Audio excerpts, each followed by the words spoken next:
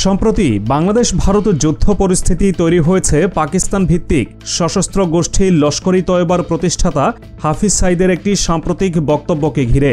তিনি বাংলাদেশকে পূর্ব পাকিস্তান হিসেবে উল্লেখ করে ঘোষণা দিয়েছেন যে ভারতের ভূখণ্ডে আক্রমণ পরিচালনার জন্য তারা বাংলাদেশের মাটিকে ব্যবহার করার প্রস্তুতি নিচ্ছেন। আর এই ঘোষণায় যেন ভারতের জন্য একটি মোক্ষম অজুহাত তৈরি করে দিয়েছে, যা ব্যবহার করে তারা যে কোনো সময় বাংলাদেশের সার্বভৌমত্বের উপর আঘাত হানতে পারে। পরিস্থিতি এখন আর নিছক সম্ভাবনার পর্যায়ে নেই, বরং এটি সময়ের বিষয়ে পরিণত হয়েছে। ভারত কি সত্যিই বাংলাদেশের মাটিতে সামরিক হস্তক্ষেপ করার জন্য একটি নিখুঁত কারণ খুঁজে পেয়েছে? আর যদি তারা হামলা করে, তাহলে কোন কৌশলের উপর ভিত্তি করে এই মারাত্মক পরিকল্পনা বাস্তবায়ন করা হবে? প্রতিবেশী দেশের সার্বভৌমত্ব লঙ্ঘন করে সন্ত্রাস দমনের অজুহাতে সামরিক অভিযান চালানো এই অঞ্চলের জন্য এক নতুন এবং বিপজ্জনক প্রবণতায় পরিণত হয়েছে। ভারত, পাকিস্তান, এমনকি ইরানও প্রমাণ করেছে যে জাতীয় নিরাপত্তার প্রশ্নে তারা প্রতিবেশীর ভৌগোলিক অখণ্ডতাকে সামান্যতম সম্মান দেখাতেও প্রস্তুত নয়। এই নীতি যদি অব্যাহত থাকে, তবে বাংলাদেশের জন্য একটি ঘোর বিপদ অপেক্ষা করছে। ভারত পাকিস্তান সংঘাত এর সবচেয়ে স্পষ্ট উদাহরণ। পাহালগামের হামলার পর ভারত যেভাবে পাকিস্তানের আকাশসীমা ভেদ করে বালাকোটে বিমান হামলা চালিয়েছিল, যা অপারেশন সিন্দুর নামে পরিচিত, সেদিন তারা একটি স্পষ্ট বার্তা দিয়েছে যে ভারতের নিরাপত্তার প্রশ্নে কোনো ভৌগোলিক সীমানাই আর অলঙ্ঘনীয় নয়। আত্মরক্ষা এবং প্রিঅ্যাক্টিভ স্ট্রাইক বা আগাম হামলার মতবাদকে সামনে রেখে ভারত এই ধরনের আগ্রাসনকে বৈধতা দেওয়ার চেষ্টা করে। পাকিস্তানও একই ধরনের নীতি অনুসরণ করেছে। নিজ দেশে তেহরিকি তালেবান পাকিস্তান টিটিপি এর হামলার জন্য আফগান তালেবানকে দায়ী করে তারা একাধিকবার আফগানিস্তানের ভূখণ্ডে সামরিক অভিযান পরিচালনা করেছে। পাকিস্তানের দাবি ছিল, যেহেতু আফগান সরকার টিটিপিকে নিয়ন্ত্রণে ব্যর্থ, তাই তাদের নিজেদের নিরাপত্তার ব্যবস্থা নিজেদেরই করতে হবে। ভারতের এই সামরিক মতবাদ শুধু পাকিস্তানের ক্ষেত্রেই প্রযোজ্য নয়। দেশটির উত্তর পূর্বাঞ্চলের বিদ্রোহী গোষ্ঠী যেমন ULFAI এবং NSCN এর ঘাঁটি গুড়িয়ে দিতে ভারত অতীতে মিয়ানমারের অভ্যন্তরেও অভিযান চালিয়েছে। এই প্রতিটি ঘটনায় ইঙ্গিত দেয় যে ভারত তার পূর্বাঞ্চলীয় সীমান্তেও একই ধরনের সামরিক নীতি প্রয়োগে সক্ষম। আর এই বিপজ্জনক ধারার সর্বশেষ সংযোজন ঘটিয়েছে ইরান। তারা পাকিস্তানের বেলুচিস্তানের জয়সাল আদলের ঘাঁটিতে ক্ষেপণাস্ত্র নিক্ষেপ করে, যার জবাবে পাকিস্তান ও ইরানে পাল্টা হামলা চালায়। এই ঘটনা প্রবাহ একটি বিষয়কেই প্রতিষ্ঠা করেছে: রাষ্ট্রগুলো এখন সন্ত্রাস নির্মূলের নামে অন্য দেশের মাটিতে সামরিক আগ্রাসনকে তাদের ন্যায্য অধিকার হিসেবে বিবেচনা করছে। আর এখানেই বাংলাদেশের জন্য বিপদ সংকেত বাজছে। হাফিজ সাইদের এই বক্তব্য ভারতের নিরাপত্তা এজেন্সিগুলোর কাছে একটি চরম সতর্কবার্তা হিসেবে গৃহীত হয়েছে। ভারতের অন্যতম প্রভাবশালী গণমাধ্যম টাইমস অফ ইন্ডিয়া তাদের এক প্রতিবেদনে উল্লেখ করেছে যে লস্কর ই তয়বা বহু বছর ধরেই বাংলাদেশে তাদের নেটওয়ার্ক তৈরির চেষ্টা চালিয়ে যাচ্ছে। তাদের বিরুদ্ধে স্থানীয় যুবকদের জঙ্গিবাদে প্ররোচিত করা এবং সন্ত্রাসী কার্যকলাপের জন্য প্রশিক্ষণ দেওয়ার মতো গুরুতর অভিযোগ রয়েছে। হাফিজ সাইদের প্রকাশ্য ঘোষণার পর ভারত যদি এই সিদ্ধান্তে পৌঁছায় যে বাংলাদেশ সরকার এই সন্ত্রাসী গোষ্ঠীকে দমনে অপারগ বা উদাসীন, তাহলে তারা নিজেরাই সরাসরি হস্তক্ষেপ করার একটি বৈধ কারণ খুঁজে পাবে। আর সেই হস্তক্ষেপের রূপ হতে পারে বাংলাদেশের মাটিতে একটি আকস্মিক সামরিক অভিযান বা সার্জিক্যাল স্ট্রাইক। পরিস্থিতি আরও গুরুতর রূপ নিয়েছে ভারতের পক্ষ থেকে আসা কিছু হুমকিমূলক মন্তব্যের কারণে। সম্প্রতি ভারতের একজন রাজনৈতিক বিশ্লেষক বাংলাদেশকে কিউবা অথবা ইউক্রেনের সাথে তুলনা করেছেন। তার ভাষ্যমতে, ইউক্রেন যেমন রাশিয়ার নিরাপত্তা উদ্বেগ উপেক্ষা করে সামরিক আক্রমণের শিকার হয়েছিল, বাংলাদেশও যদি ভারতের নিরাপত্তা সংবেদনশীলতাকে অবহেলা করে, তবে তার পরিণতিও একই হতে পারে।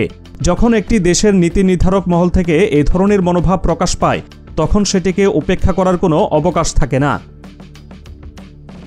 একই সাথে ভারত ও বাংলাদেশের দ্বিপাক্ষিক সম্পর্ক এক নাজুক পরিস্থিতির মধ্য দিয়ে যাচ্ছে। এই সুযোগে বাংলাদেশ তার পররাষ্ট্র নীতিতে পরিবর্তন এনে পাকিস্তান ও চীনের সঙ্গে সামরিক ও কূটনৈতিক সম্পর্ক গভীর করার দিকে মনোযোগ দিয়েছে। সম্প্রতি পাকিস্তানের সেনাপ্রধান সহ ঊর্ধ্বতন সামরিক কর্মকর্তাদের নিয়মিত বাংলাদেশ সফর এবং সরকারের উচ্চ পর্যায়ের কর্মকর্তাদের সঙ্গে বৈঠক ভারতের জন্য বড় ধরনের অস্বস্তির কারণ হয়েছে। ভারত এই ঘনিষ্ঠতাকে তার আঞ্চলিক নিরাপত্তার বিরুদ্ধে একটি কৌশলগত অক্ষ হিসেবে বিবেচনা করতে পারে। ভারতের সবচেয়ে সংবেদনশীল ভূখণ্ড হল শিলিগুড়ি করিডোর, যা চিকেন স্নেক নামে পরিচিত। প্রায় 22 কিলোমিটার প্রশস্ত এই সরু ভূখণ্ডটি ভারতের উত্তর পূর্বাঞ্চলের 7টি রাজ্যকে মূল ভূখণ্ডের সাথে যুক্ত করেছে। ভৌগোলিকভাবে এই করিডোরটি বাংলাদেশের সীমান্তের একেবারে সন্নিকটে এবং এর উপর চীনের কৌশলগত দৃষ্টি রয়েছে। ভারত সর্বদা এই করিডোরের নিরাপত্তা নিয়ে গভীর উদ্বেগে থাকে। সাম্প্রতিক সময়ে সেই উদ্বেগ আরও ঘনীভূত হয়েছে। বিভিন্ন গণমাধ্যমের খবরে বলা হয়েছে, ভারত এই করিডোরকে সুরক্ষিত করতে এর আশেপাশে 3টি নতুন সামরিক পরিকাঠামো নির্মাণ করেছে। প্রায় একই সময়ে বাংলাদেশও তার সীমান্তবর্তী এলাকায় যুদ্ধবিমান সংরক্ষণের জন্য নতুন হ্যাঙ্গার তৈরি করেছে, যা ভারতীয় গণমাধ্যমে বিশেষভাবে প্রচার করা হয়েছে। এর সঙ্গে যুক্ত হয়েছে মাসখানেক আগে বাংলাদেশের সেনাপ্রধানের চিকেন স্নেকের নিকটবর্তী এলাকা পরিদর্শন, যা এই অঞ্চলে চাপা উত্তেজনা আরও বাড়িয়ে দিয়েছে। ভারতের পক্ষ থেকে প্রায়শই একটি প্রচ্ছন্ন হুমকি দেওয়া হয় যে ভারতের একটি চিকেন স্নেক থাকলেও বাংলাদেশের আছে 2টি।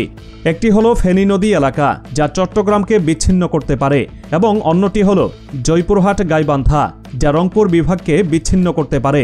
এর মাধ্যমে তারা বোঝাতে চায়, ভারতের দুর্বলতা নিয়ে আলোচনার আগে বাংলাদেশের নিজের দুর্বলতা নিয়েও ভাবা উচিত। হাফিজ সাঈদের মতো একজন নেতার বক্তব্য এই স্পর্শকাতর অঞ্চলটিকে ভারতের দৃষ্টিতে আরও বেশি বিপজ্জনক করে তুলেছে।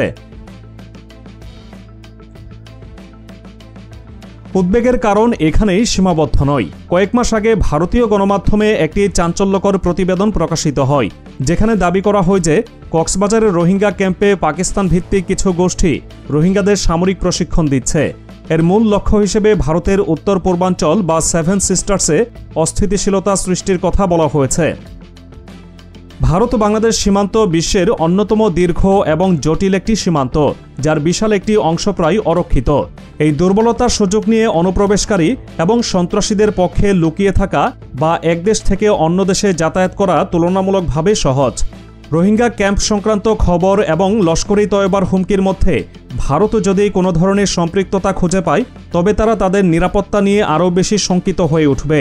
আর সেই শঙ্কা থেকেই তারা যে কোনো আগাম সামরিক পদক্ষেপকে আন্তর্জাতিক মহলে বৈধ হিসেবে প্রতিষ্ঠা করার চেষ্টা করবে।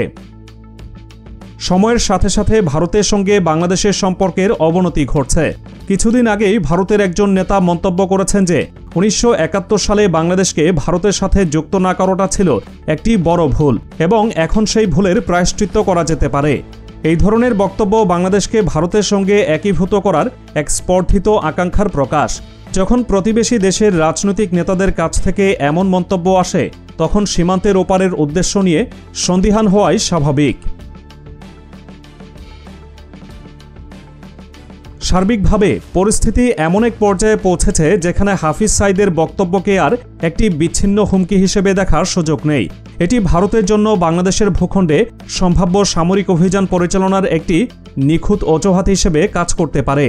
ভারতের কাছে এই হুমকি কেবল সন্ত্রাসবাদের নয়, বরং এই অঞ্চলে পাকিস্তান ও চীনের ক্রমবর্ধমান প্রভাবকে প্রতিহত করার একটি কৌশলগত উপায়ও হতে পারে।